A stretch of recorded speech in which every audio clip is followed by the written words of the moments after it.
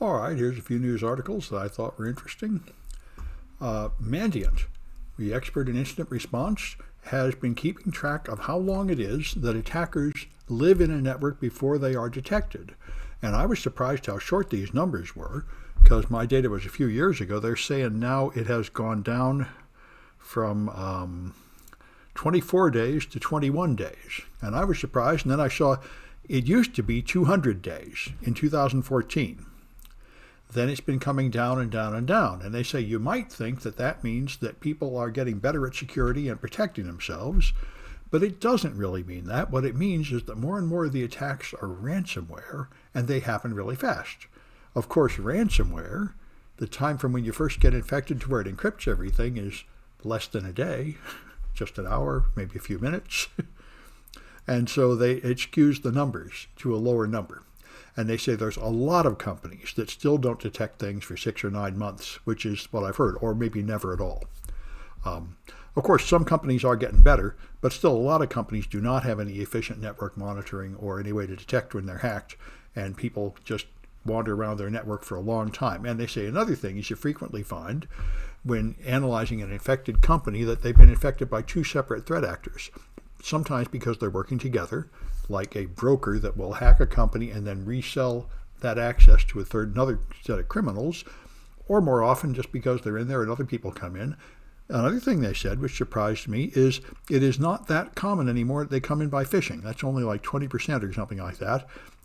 Mostly they come in through known vulnerabilities, typically things you should have patched recently and didn't, which would explain why multiple attackers will come in the same way, because if there's something in the news, like a Struts vulnerability, then everybody will start attacking it. And the people that don't patch will probably get hacked by multiple attackers in the time before they patch it. This was pretty interesting. Microsoft has a key manager, which you can use to just dump out all the stored passwords on a host. So I didn't know that.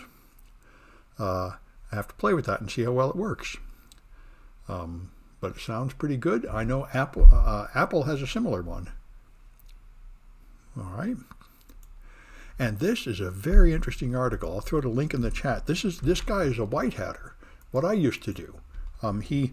Somebody asked him to just review this product, and he just did it without being hired by the company or anything, just to find the security flaws, which is, the practice called white hatting that is somewhat picked on in the industry, and generally people avoid doing this for this reason.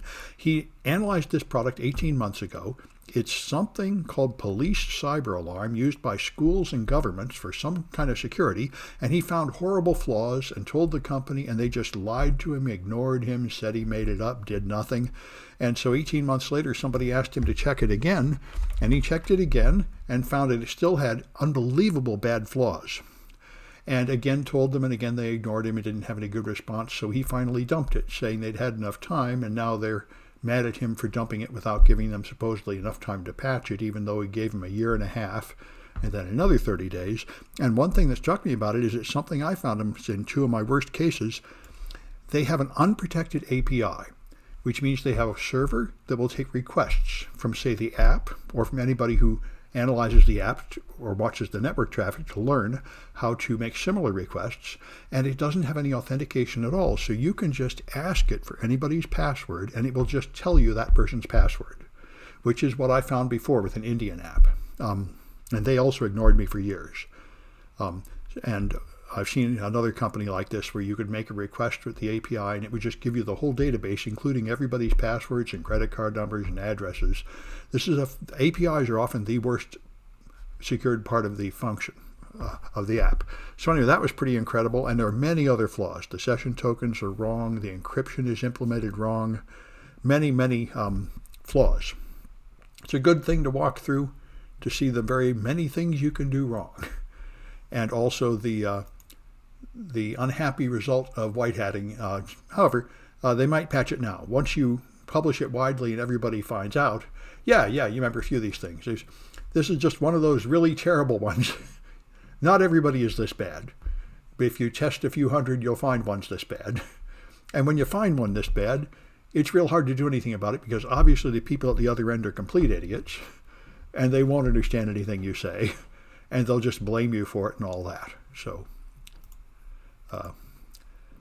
White hatting is very much like being a political activist, where you go and like discover that, a political figure is taking bribes, and then you try to tell somebody and everybody says just shut up, and when you try to go public about it, they say you're lying and sue you and everything. It's trying to deliver news that people really don't want to hear.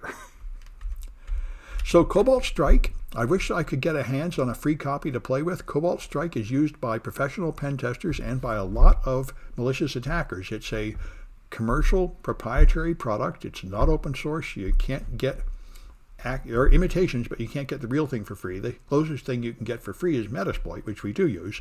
But Cobalt Strike has these beacons, which are malware you put on a machine to control it, and then servers, and people want to analyze if their machine has been infected by Cobalt Strike. And there are many defensive blogs talking about the indicators to find if you got Cobalt Strike. This one was doing it with Windows error reporting.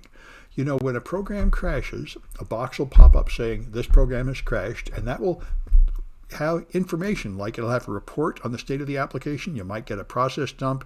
You might get something about the digital certificates stored in these reports. And he says this is the place people don't think of looking, but you should just look and see what's crashing, because it is very common when you're under attack that things start crashing, which makes a lot of sense, because the malware might have the wrong version and crash things, and also it may cause some collateral damage when it comes in. So he says this is a really good place to look for it, and he's able to detect Cobalt Strike by looking at the things that have been crashed there. And so it's a pretty good idea. If you asked again, maybe they'll give me an EDU copy. I haven't asked lately. I've read about it, and I don't think they want people playing with it, so I'm not sure. Here's somebody with a red team course, but I haven't talked to the company. Maybe there is going to be somebody. Here's Red Team something. Let's see. Somebody put this link up there. Red Team Ops, Adversary Simulation. Oh, there you go. An online course. Yeah. Looks pretty good. Purchase option. $300, £300 if you need more. Yeah. Well, have you taken that course? This course gives you Cobalt Strike to play with. Oh, okay. Fair enough. Well, good for them. That's why I should probably figure out how they do it. Yeah, they give you a Cobalt Strike. Well, I'm glad you told me. Let me save this link. Maybe I can find out how they get it and figure out how we can get it, because I would certainly like to have it. Class with Cobalt Strike.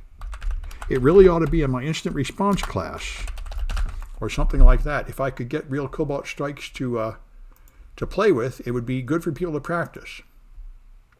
I've also seen some open source imitations, but I don't know how good they are. Anyway, he found the real thing and shows you how to detect it, which is good. And I think that's it. Let me stop the news.